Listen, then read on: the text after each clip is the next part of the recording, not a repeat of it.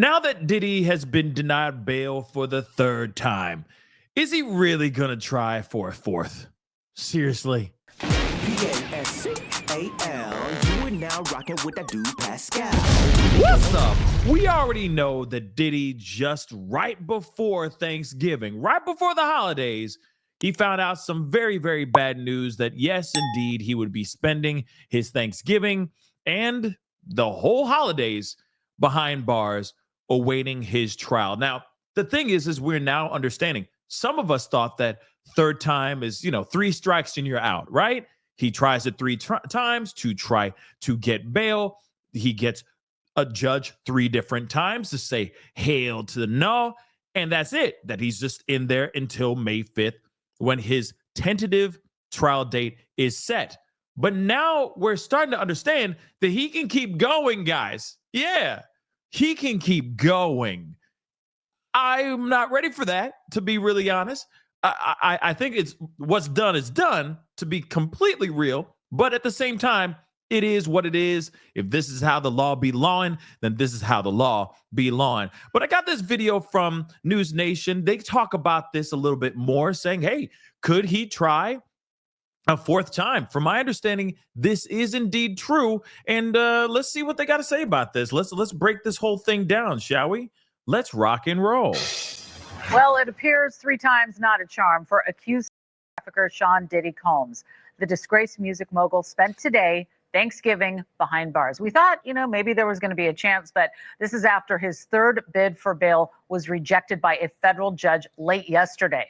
The rejection followed Friday's bail hearing. Members of Combs' family attended in a show of support, and prosecutors argued that Combs could not be trusted if released. They said he posed a danger to women and would tamper with witnesses. But let me just say this really quick before we continue on. The fact that we already know that this man, they've already proven this three different times. Can they just kind of tell him, hey, what's done is done. We have the decision has been made. Doesn't matter how many times you keep trying to appeal. We're going to reject it because prosecution, the government, has been successfully able to prove that he's been finessing out here in these streets. Well, not even. He's been finessing out here in these streets whilst being locked up. Do you see how diabolical? Do you see how dangerous this mother lover really is? I mean, that's what the government has proven time and time again. And they've proven it successfully because he has done some very dumb moves and he's made some serious mistakes, all the while being locked up, guys. So again, to me, it just doesn't make any sense for him to go and try to appeal again. At some point, there's got to be a cutoff, right? Or could there be a 5, 6, 7, 8, 9, 10 appeals coming our way? I mean, this is crazy. This is crazy. Combs' attorneys have countered, saying the embattled billionaire would be kept under 24/7 security in an Upper East Side Manhattan apartment with limited contact to others. And in a 5-page ruling, the judge agreed with the prosecution, saying they showed clear and convincing evidence that no conditions will reasonably assure the safety of the community.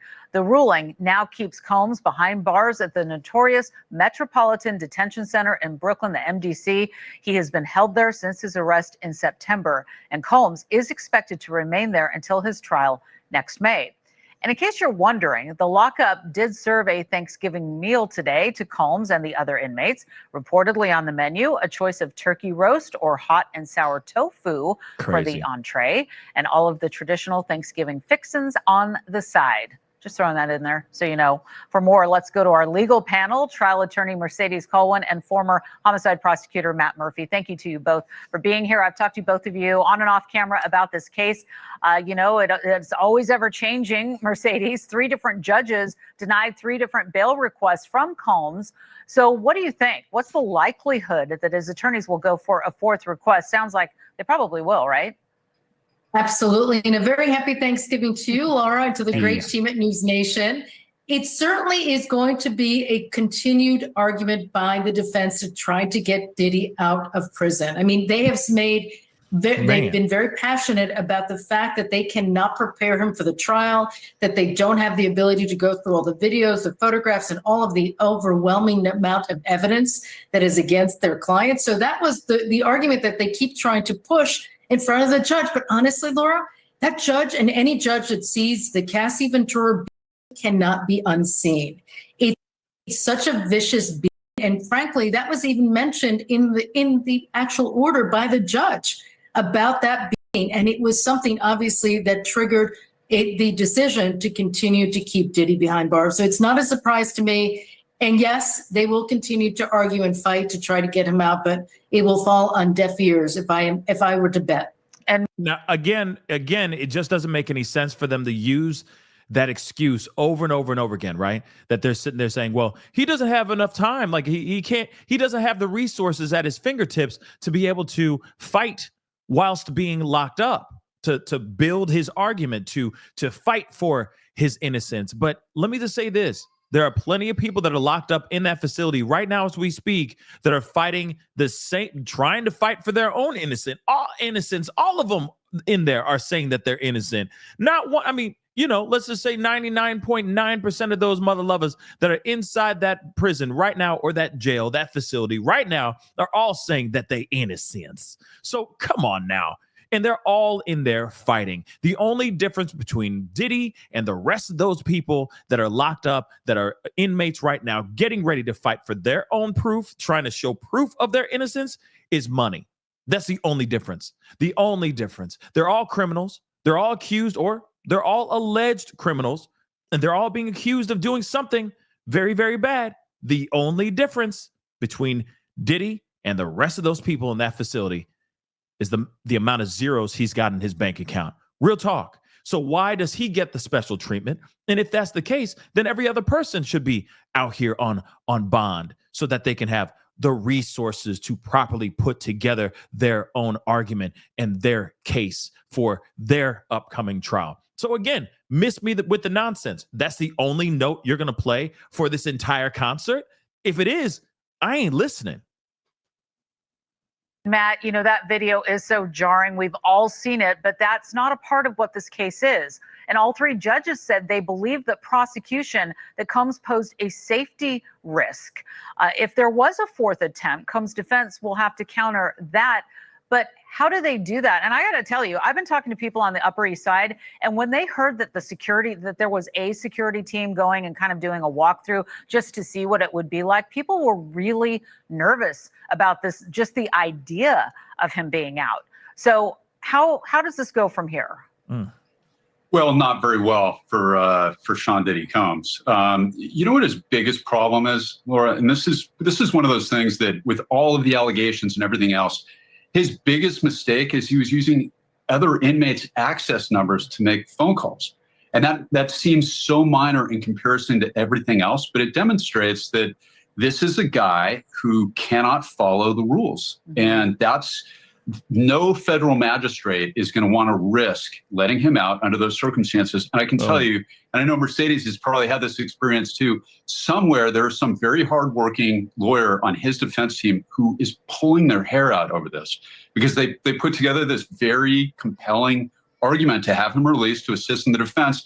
And this guy violates jail rules, which is going to infuriate any federal judge or magistrate reviewing it. And I mean, it's like, we pinky promise he's going to follow the rules this time, even if he can't follow the simple phone rules. That's also a little sketchy because you have unlimited time with your defense team. So if he's using that, that's so he can't be tracked when he makes phone calls, which feeds directly into the prosecution's argument that he's going to tamper with witnesses. So he's going to be in until the trial comes around. I agree with Mercedes as usual. They'll bring it again. They'll bring it again and again. It's not going to make any difference because he cannot even follow the rules in jail. Thanks so much. Exactly.